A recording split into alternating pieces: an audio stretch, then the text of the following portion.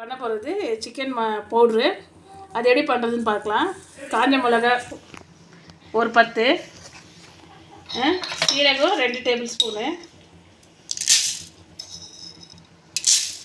மிளகு 2 table spoon,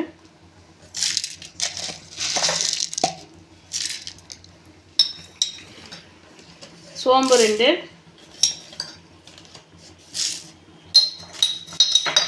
லவங்கம் 1 போட்டுக்கோங்க, பட்டை 1, கசகசா 2 ஸ்பூனு,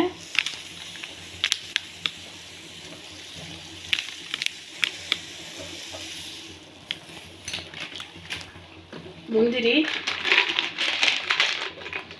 2 டேபிள் ஸ்பூனு, தனியா 4 ஸ்பூனு,